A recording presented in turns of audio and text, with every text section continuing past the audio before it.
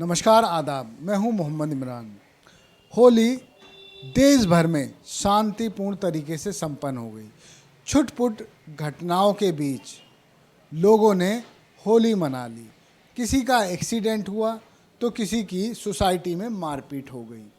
लेकिन दिल्ली एनसीआर में मौसम बेहद गुलाबी है। गुलाल उड़ाया तो मौसम गुलाबी हो गया। गुलमर्ग में स्नोफॉल हो रहा है। लगातार स्नोफॉल की ठंडी हवाएं आसपास के इलाकों में जा रही हैं। सुबह शाम की ठंडक बरकरार है, लेकिन उन लोगों का मूड खराब है जिन्होंने होली पर हुड़दंग के बीच सामाजिक ताने बाने को बिगाड़ने की कोशिश की थी, यानी सांप्रदायिक सौहार्द को बिगाड़कर अपनी राजनीति होली खेलने की कोशिश की। संभल में भी नमाज हुई और होली भी खेली गई। दोनों समुदाय एक दूसरे के साथ कंधे से कंधा मिलाकर चलते नजर आए और सीओ संभल अनुज चौधरी, जिनको हीरो बना दिया गया, वो भी एक बात कहने पर होली साल में एक बार आती है और जुम्मा 52 बार आता है, क्रिटिसिज्म होने लगा और सीओ और पूर्व पहलवान अनुज चौधरी गदगद हो गए। इस वक्त वो अपने आप को जिले के पुलिस कप्तान से भी बढ़कर सोच रहे हैं, क्योंकि मुख्यमंत्री योगी आदित्यनाथ ने भी उनके बयान का समर्थन कर दिया था। हालांकि इंटरनल इंक्वायरी क्या हुई और क्या होगा इस बारे में कुछ नहीं कहा जा सकता, लेकिन इतना ज़रूर है, संभल में होली हर्षोल्लास के साथ खेली गई। जुम्मे की नमाज भी अता पूरे शिद्दत से की गई। यही हाल प्रदेश के अन्य ज़िलों में रहा। प्रदेश का सबसे हाईटेक ज़िला गौतम बुद्ध नगर है।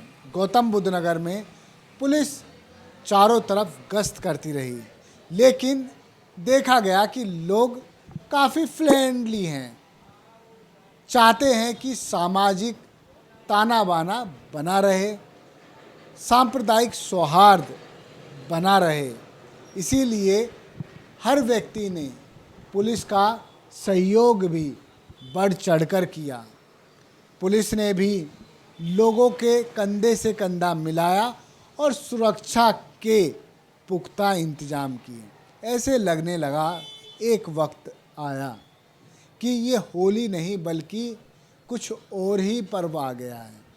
इतना फोर्स मैंने तो अपनी ज़िंदगी में कभी नहीं देखा कि किसी त्योहार पर इतनी भारी मात्रा में पुलिस बल तैनात किया गया हो, ड्रोन से निगरानी रखी गई हो, लेकिन माहौल को गर्म करने में संभल की भूमिका पूरी रही।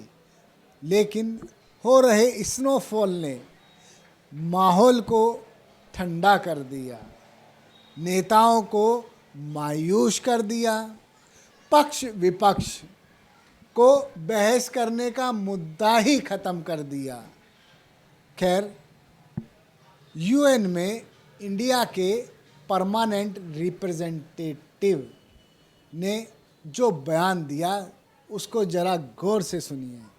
Mr. President, at the outset I convey greetings on the holy month of Ramadan and also wish everyone a happy Holi, the festival of colors. India is a land of diversity and pluralism. We are home to followers of virtually every major religion in the world, and India has been the birthplace of 4 world religions, namely Hinduism, Buddhism, Jainism, and Sikhism. With over 200 million of its citizens practicing Islam, India is home to one of the largest Muslim populations in the world. Thus, fostering a world free from religious discrimination, hatred, and violence has been a way of life for India since time immemorial. It is this very spirit that made India adopt the Declaration on the Elimination of All Forms of Intolerance and of Discrimination Based on Religion or Belief in November 1981. The elaboration of Article 2 on intolerance and Article 6 on what constitutes the right to freedom of conscience, religion or belief, in our view, is one of the most expansive and constructive attempts to address the rising tide of religiophobia and religious divides in the world. Mr. President, we stand united with the UN membership in condemning incidents of religious intolerance against Muslims. However, it's also imperative to recognize that religious discrimination is a broader challenge that affects followers of all faiths. We strongly believe that the path to meaningful progress lies in acknowledging that religiophobia in its various forms threatens the fabric of our diverse global society. Mr. President, in an increasingly fractured world, the United Nations is envisaged as an entity that rises above differences. The UN derives its credibility from its perseverance to promote peace and security, growth and development. The work done by the United Nations and its entities in supporting maintenance of international peace and security, promoting social development, advancing women's empowerment, and fostering capacity building is immense. In keeping with this core agenda, any deliberation on issues of faith must seek to unite, not divide. Mr. President, we have recently witnessed a disturbing rise in violence targeting places of worship and religious communities. This can only be countered by sustained commitment and concrete action from all member states to the principle of equal respect for all faiths. All countries must commit to equal treatment of all their citizens and not practice policies that promote religious discrimination. We must also ensure that the education system does not perpetuate stereotypes or encourage bigotry.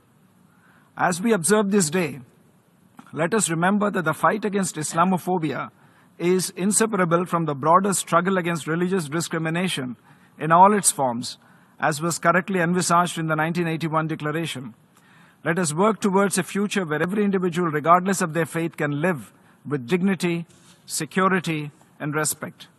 Mr. President, as is their habit, the former Foreign Secretary of Pakistan today has made an unjustified reference to the Indian Union territory of Jammu and Kashmir. Frequent references will neither validate their claim nor justify their practice of cross-border terrorism. The fanatical mindset of this nation is well known, as also its record of bigotry. Such efforts will not change the reality that Jammu and Kashmir was, is, and will always be an integral part of India. Thank you, Mr. President. आपने सुना कि UN में कितने समझदारी से बयान दिया गया और पाकिस्तान को घेरा गया।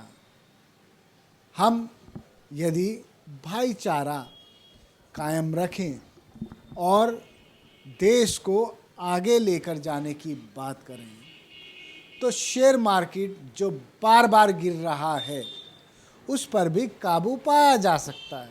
उतनी एनर्जी हम अपने शेयर मार्केट को स्टेबल या फिर चढ़ाने पर लगा सकते हैं, लेकिन एनर्जी लगी तो हिंदू और मुसलमान पर, जुम्मे पर और होली पर, जुम्मे की नमाज और होली का हुड़दंग एक ही दिन। मगर मायूस हो गए नेता, उनको लग रहा था कि बवाल होगा और राजनीति करने का मौका मिल जाएगा, मगर जनता ने सूझबूझ का परिचय दिया। बिहार में चुनाव है, इसलिए कई स्थानों पर हिंसा देखने को मिल रही है।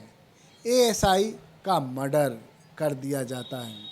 हालांकि 4 आरोपी गिरफ्तार हैं, मगर होली पर सामाजिक सौहार्द बरकरार है।